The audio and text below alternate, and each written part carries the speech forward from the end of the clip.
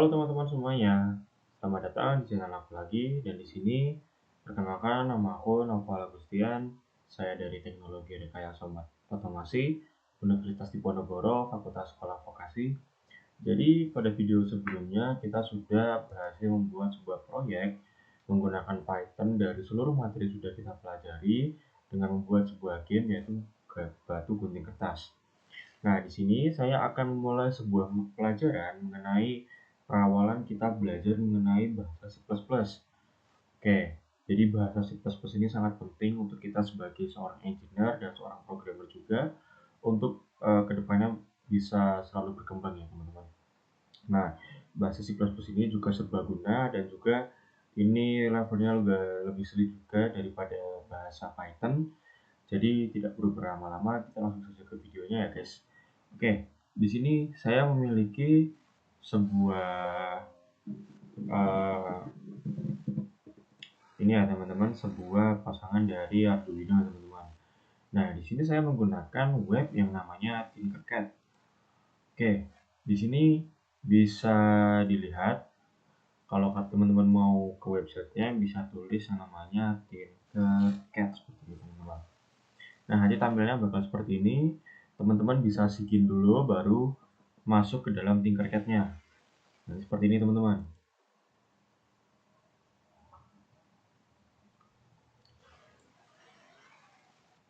Oke.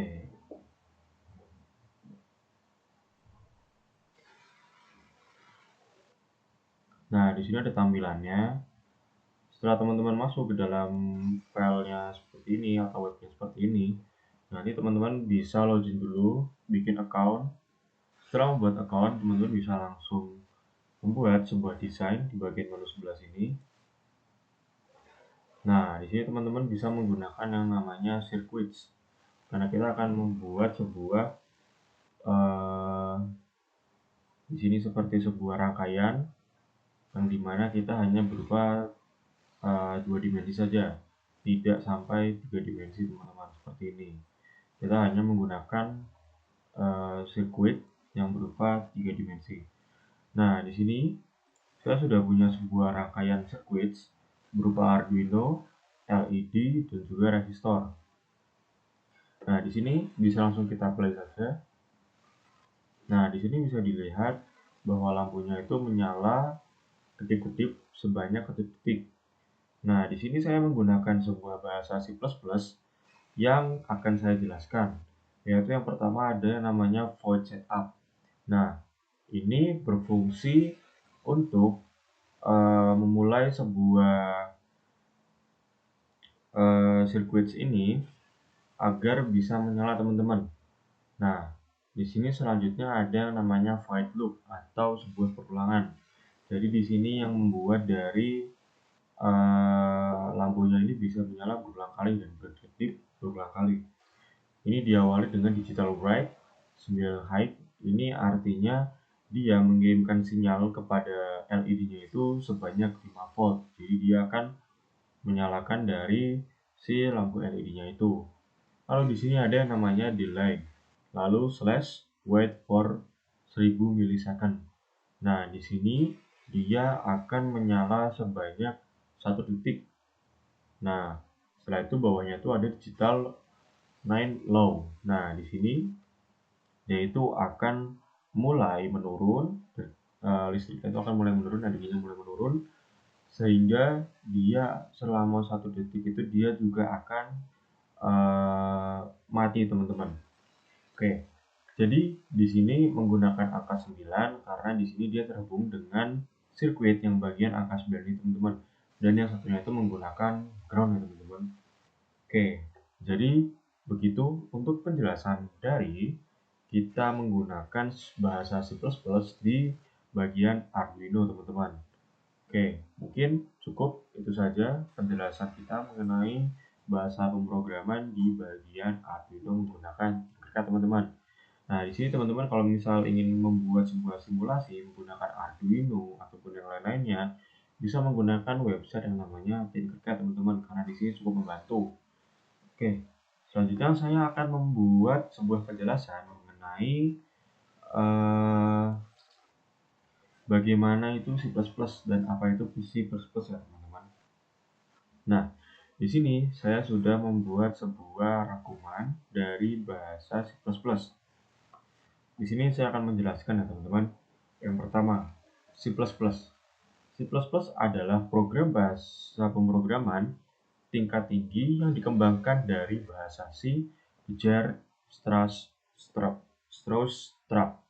Nah, selanjutnya bahasa ini dirancang agar dapat menangani pemrograman prosedural sekaligus pemrograman beroriental objek. C++ digunakan secara luas karena kemampuannya dalam menghasilkan program yang sangat cepat dan efisien. C++ memberikan kontrol penuh terhadap memori, struktur data, hingga cara program dijalankan di dalam komputer. Karena sifatnya yang fleksibel, C++ cocok digunakan mulai dari aplikasi sederhana hingga dari sistem besar seperti game engine, perangkat lunak industri, robotika, hingga operasi. Nah, di sini sudah saya jelaskan tadi sebelumnya kenapa C++ itu sangat penting. Jadi di sini sudah cukup terjelaskan dari penjelasan umum tentang C++ bahwa C++ ini merupakan program yang sangat fleksibel dan dapat digunakan di berbagai sistem robotika, lalu berbagai sistem operasi. Nah, di sini makanya C++ itu memiliki banyak keunggulan dibandingkan kita hanya mengetahui bahasa pemrograman Python, teman-teman.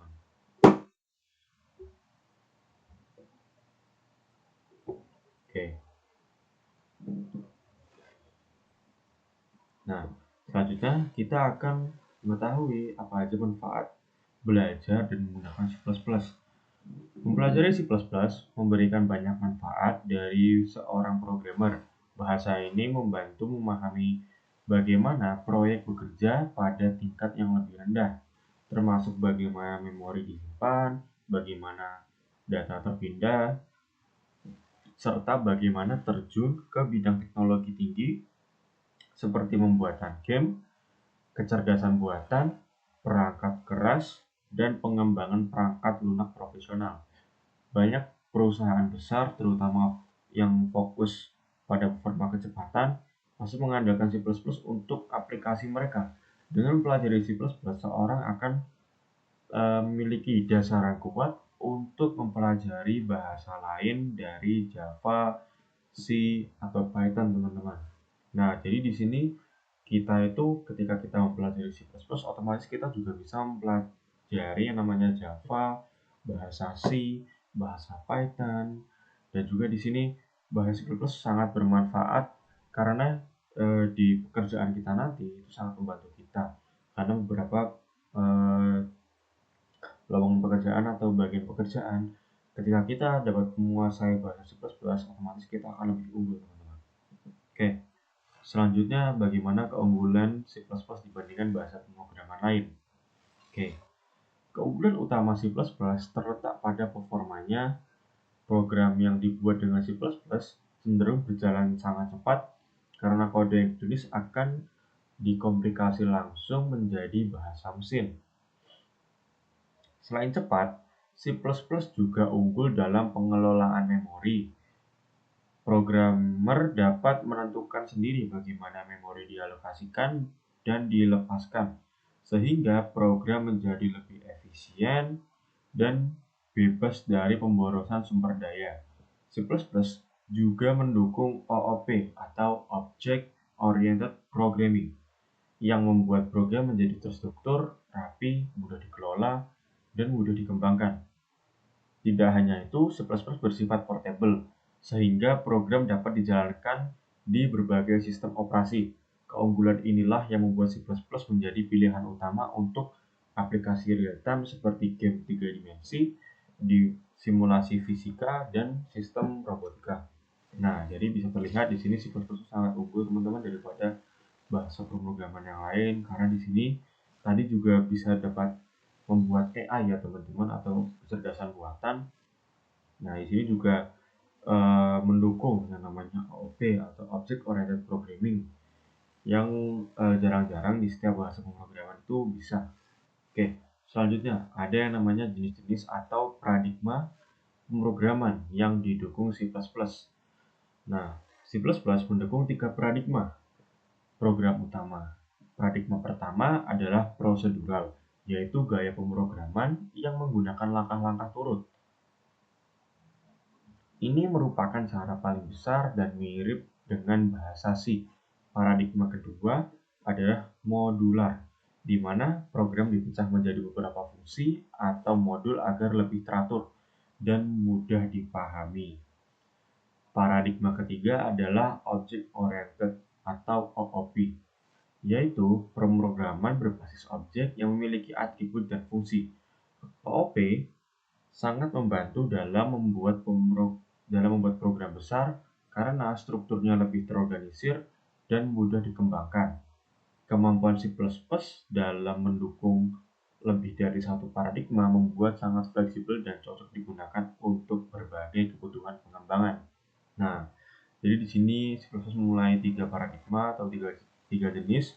Yang pertama ada prosedural dengan gaya pemrograman mengubah langkah-langkah turut, lalu ada modular dengan dimana program ini dipecah menjadi beberapa fungsi, lalu ada object oriented atau OOP, yaitu pemrograman besar karena strukturnya lebih terorganisir dan mudah dikembangkan, teman-teman. Nah, di sini sangat terlihat sekali manfaatnya, sangat membantu juga. Oke, selanjutnya ada yang namanya contoh penerapan C++ dalam kehidupan teknologi. Di sini C++ digunakan di banyak perangkat dan aplikasi yang sering kita temui, meskipun mungkin ketika kita tidak menyadarinya. Banyak game modern seperti Fortnite, Counter-Strike, atau PUBG dibangun menggunakan C++ karena performanya yang tinggi. Selain itu, mesin game terkenal seperti Unreal Engine dibuat menggunakan C++. Sistem operasi seperti ini, Windows juga memiliki bagian inti yang dibuat dengan C++. Bahkan browser modern seperti Chrome dan Firefox menggunakan C++ untuk mengelola komponen yang membutuhkan performa tinggi. Di dunia industri, C++ digunakan untuk mengendalikan sistem, robotika, simulasi sains, dan perangkat IoT. Hal ini menunjukkan bahwa betapa luasnya penggunaan C++ di berbagai bidang, teman-teman. Oke, selanjutnya kita akan langsung masuk ke dalam contoh sederhana program C++. Nah, di sini pada program C++ umumnya dimulai dengan struktur sederhana, mulai dari contoh program yang menampilkan teks. Nah, di sini cukup terlihat bagaimana sih perbedaan dari penggunaan program C++, teman-teman. Nah, ketika kita menggunakan Python, kita kan hanya menggunakan print. Tapi ini tidak, kita perlu menggunakan namanya include using namespace std. Nah, di sini kita perlu yang menggunakan yang namanya integer main. Lalu di sini ada count. Nah, di sini juga menggunakan tanda 2. Lalu halo, ini program saya atau kalimat yang ingin kita masukkan. Lalu di sini bisa dimasukkan return 0. Nah, di sini kita perlu yang namanya menggunakan kurung kurawa di atasnya juga. Jadi begitu, teman-teman. Nah, contoh di atas menunjukkan cara dasar menampilkan teks ke layar dengan menambahkan beberapa baris kode lainnya. Kita dapat membuat program kalkulator, sistem nilai, game sederhana, bahkan aplikasi interaktif. Nah, jadi begitu ya, teman-teman. Oke, selanjutnya ciri khas dari bahasa C++. Oke, C++ memiliki beberapa ciri khas yang membuatnya istimewa. Salah satunya adalah penggunaan pointer, yaitu variabel yang dapat menyimpan alamat memori. Pointer membuat C++ sangat kuat dalam mengelola data dan struktur memori. C++ juga memiliki fitur overloading, yaitu kemampuan membuat banyak fungsi atau operator dengan nama yang sama, seperti parameter berbeda. Selain itu, C++ memberikan kemampuan manipulasi data dalam skala besar melalui library standar atau STL yang mencakup vektor, list, map, set, dan algoritma pemrosesan data. Ciri khas inilah yang menjadikan C++ sebagai gabungan sempurna antara kontrol tingkat rendah dan kemudahan tingkat tinggi. Oke, selanjutnya ada mengapa C++ masih digunakan hingga saat ini. Nah, ini cukup jelas, teman-teman. Walaupun banyak bahasa pemrograman baru bermunculan, C++ tetap bertahan karena kestabilan, kecepatan, dan kekuatan. Bahasa lain mungkin lebih mudah dipelajari, tetapi tidak semua dapat menangani tugas berat seperti game 3D, simulasi fisika, atau program real-time. Nah, ini poin tingkat teman-teman bahwa C++ itu bisa di banyak hal, namun di berbagai bahasa lain yang lebih mudah dipelajari, belum tentu bisa mempelajari yang dimiliki oleh C++, teman-teman. Oke, C++ menawarkan kekuatan yang sulit diperoleh dari bahasa lain, sekaligus fleksibilitas untuk digunakan dalam berbagai bidang. Selain itu, banyak teknologi dasar yang kita gunakan hingga hari ini dibangun dengan fondasi C++, hingga sehingga bahasa ini tetap menjadi kompetensi penting di dunia industri dan akademik. Oke, jadi mungkin cukup itu saja mengenai penjelasan dari program C++.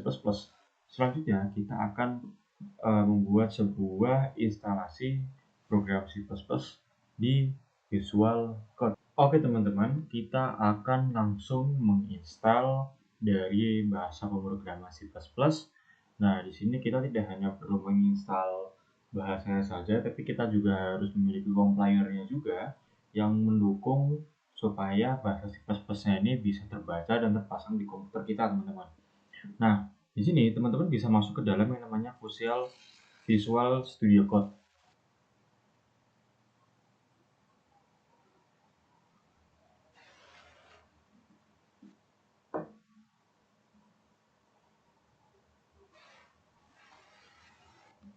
Oke, di sini teman-teman bisa masuk ke dalam yang namanya extension.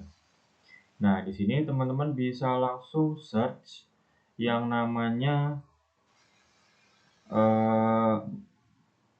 C++.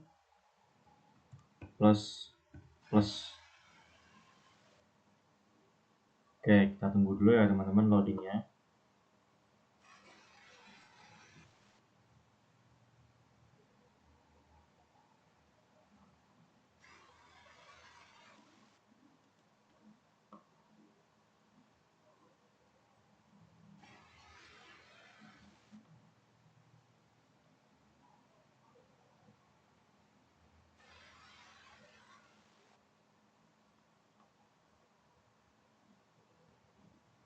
Oke, di sini teman-teman bisa install. Nah, ini teman-teman, yang warnanya ungu ini ya. Nah, di sini teman-teman bisa langsung install namanya C/C++ extension pack. Lalu di sini ada juga C/C++ dan juga C/C++ themes. Nah, di sini teman-teman bisa langsung install juga. Oke, selanjutnya teman-teman juga perlu menginstal namanya kode.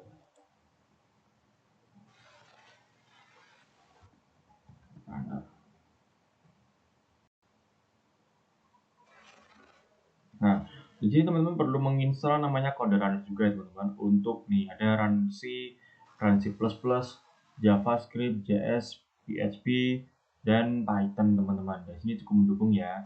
Jangan lupa untuk mendownload yang namanya kode runner ini. Oke, selanjutnya kita akan masuk ke bagian Google Chrome. Nah, di sini teman-teman bisa searching yang namanya itu C++ Visual Studio Code. Oke, di sini teman-teman masuk ke bagian yang paling atas ini.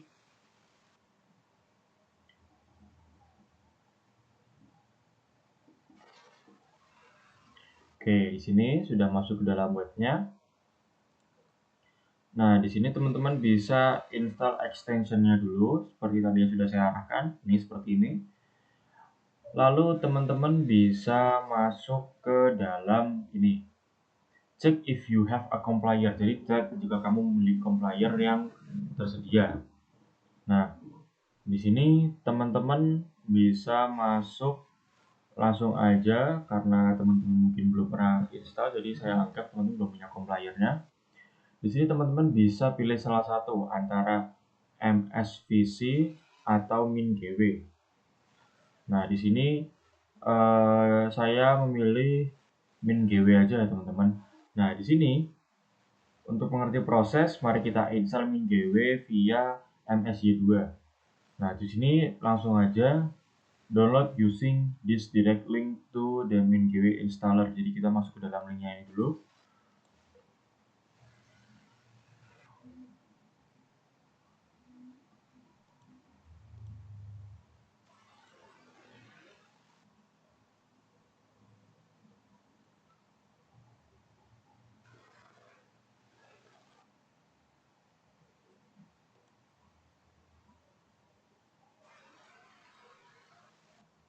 Nah, di sini sudah akan terinstall ya teman-teman untuk MSY2-nya. Oke, selanjutnya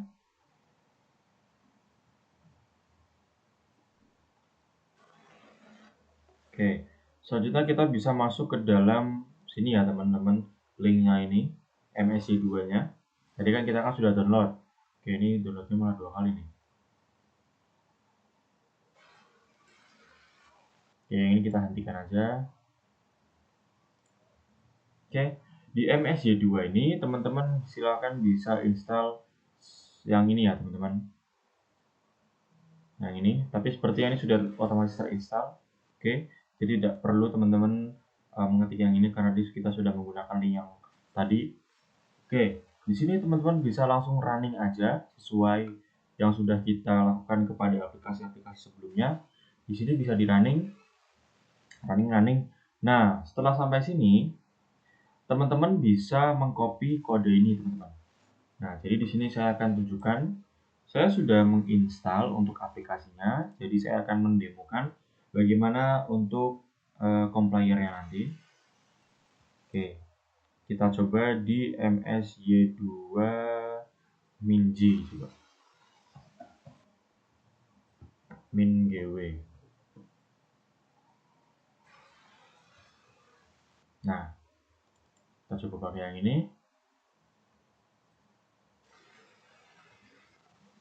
Oke, dia akan keluar program seperti ini. Nah, di sini tadi perintahnya adalah kita harus mengcopy paste kode yang ini dan dimasukkan ke dalam sini. Oke, kita coba dulu.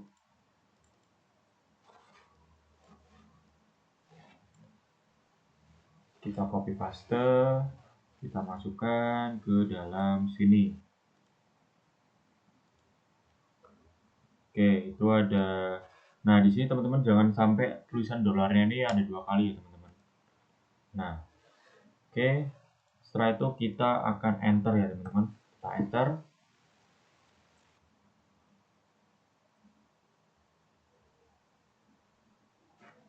Nah, di sini seharusnya kita tidak perlu menginstal lagi, tapi mungkin di sini ada yang belum saya install. Jadi saya ketik Y. Nah, di sini teman-teman bisa ngikutin arahannya di website-nya.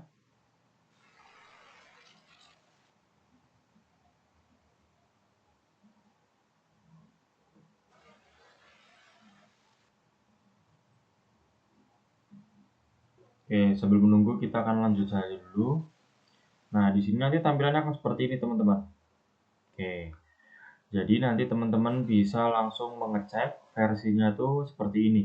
Nanti kita menggunakan kode yaitu GCC lalu spasi strip version.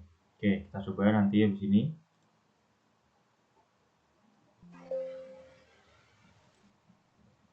Oke, setelah seperti ini teman-teman bisa kembali lagi ke website Visual Studio Code-nya.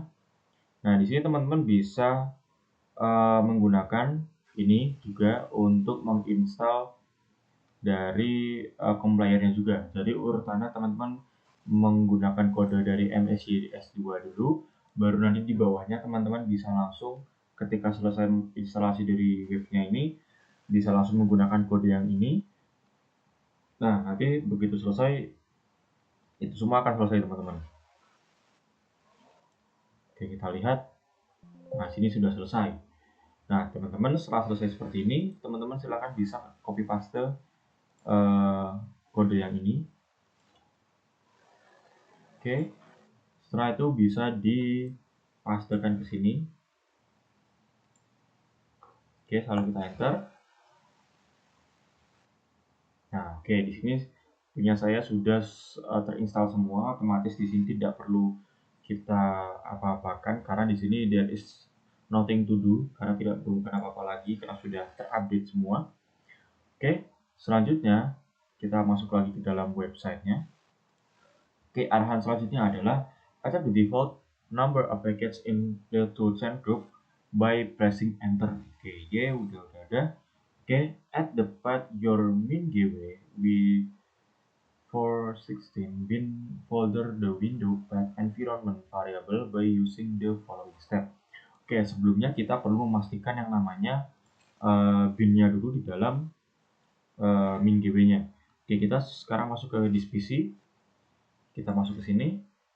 Oke, kita masuk ke dalam file yang namanya msys64 ini. Oke, lalu kita masuk ke dalam min-gw64. Oke, setelah itu kita masuk ke folder yang namanya bin. Nah, di sini seharusnya teman-teman ketika sudah menginstal semuanya, folder bin ini akan terisi seperti ini. Tidak perlu di satu-satu, cukup terlihat di sini sudah terisi. Oke, seperti ini. Selanjutnya, sesuai dengan arahan, teman-teman bisa membuka environment dan masuk ke dalam path. Oke, jadi seperti ini.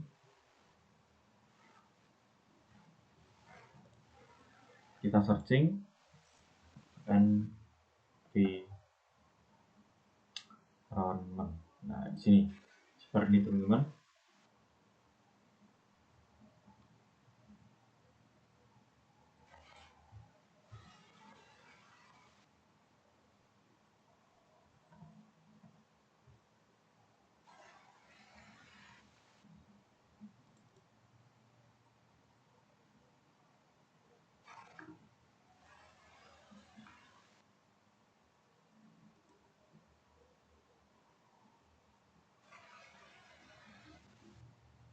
Nah, di sini nanti akan muncul seperti ini ya, teman-teman.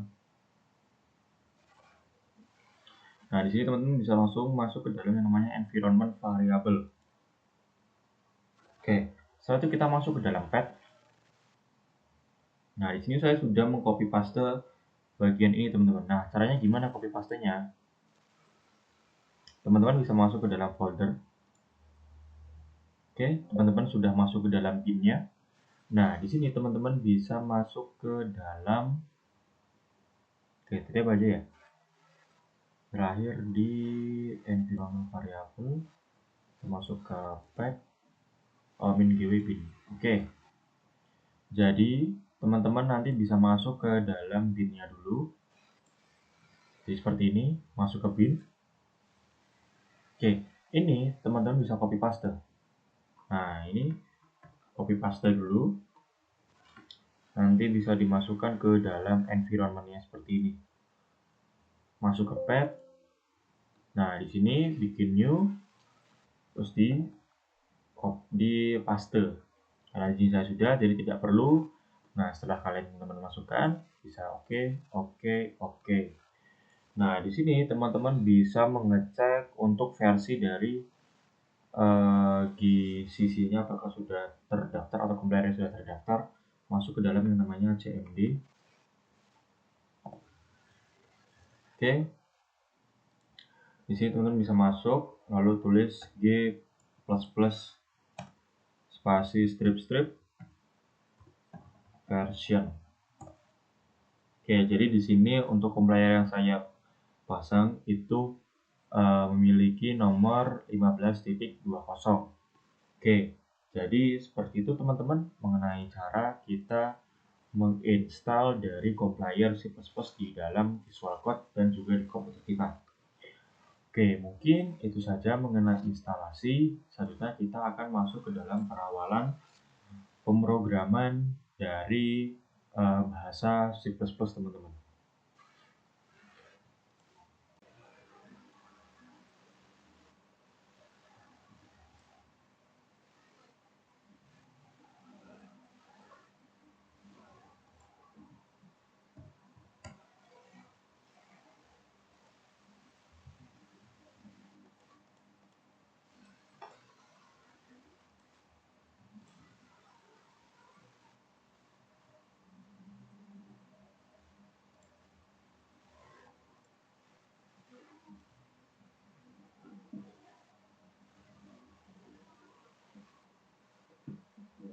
Halo teman-teman semuanya. Jadi setelah kita selesai dari pemasangan, penginstalan, compiler, pemrograman C++, sekarang kita akan mulai belajar mengenai cara pemrograman C++ ya teman-teman.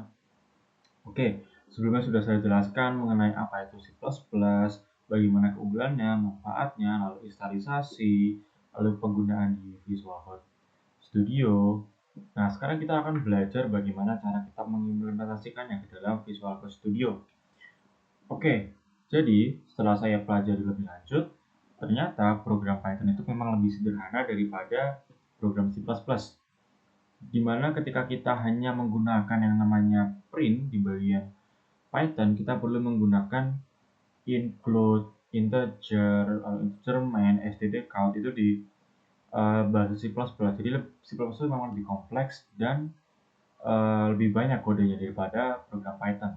Seperti ini saya contohkan, pada awal kita menggunakan Python, kita kan menggunakan sebuah kode yaitu print dengan hello world. Nah, sekarang kita juga akan menggunakan sebuah codingan atau sebuah kode untuk menggunakan C++ ini untuk menghasilkan kode hello world. Sekarang saya akan jelaskan satu persatu. Yang pertama itu ada yang namanya include. Lalu di sini kita masukkan IOStream.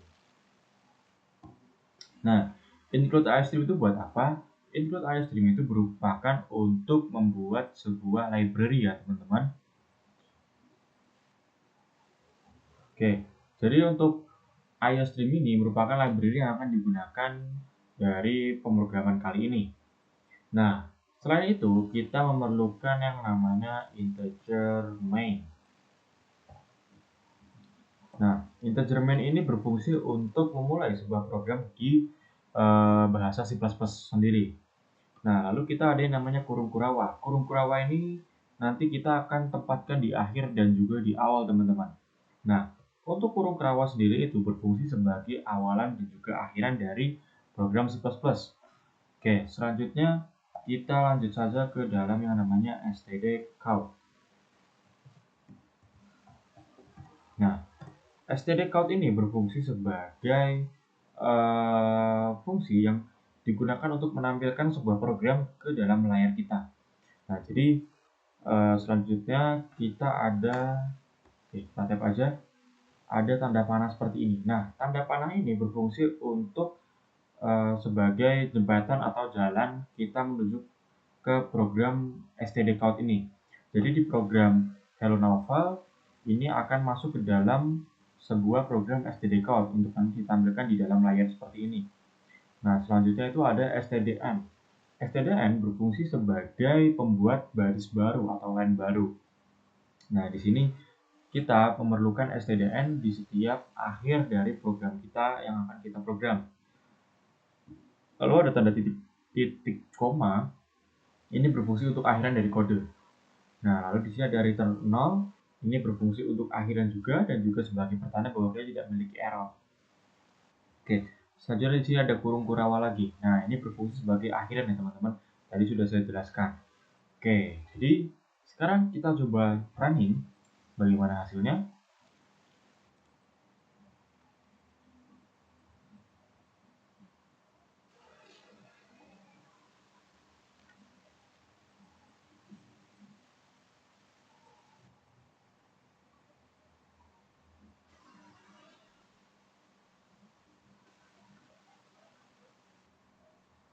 Oke, di sini sudah ada Hello Novel. Oh, saya kira Hello World. Oke, saya ganti dulu Hello World.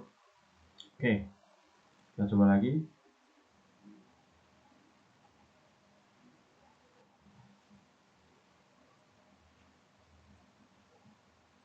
Nah, di bawahnya ini sudah ada yang namanya Hello World seperti ini teman-teman.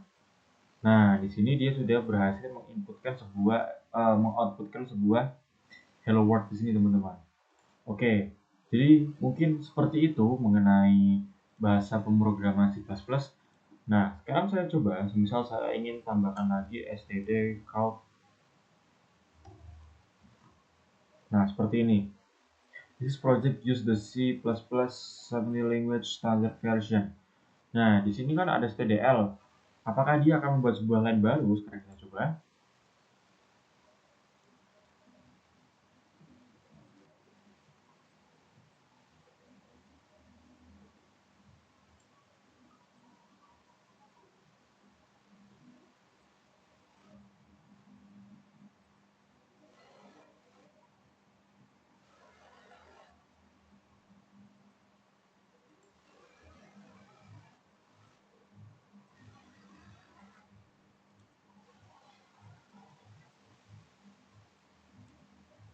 Oke, kita coba running lagi.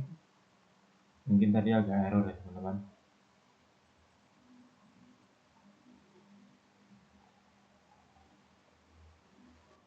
Nah, di sini sudah muncul. Ternyata untuk bagian this project use the C++ language standard version. Nah, di sini sudah bisa terlihat dia membuat line baru. Oke, mungkin itu saja untuk awalan dari program C++. Selanjutnya kita akan belajar di video selanjutnya ya teman-teman. Cukup sekian untuk video yang sudah saya sampaikan. Terima kasih, semoga ilmu yang saya berikan bermanfaat. Mohon maaf jika masih ada kesalahan. Sampai jumpa di video selanjutnya.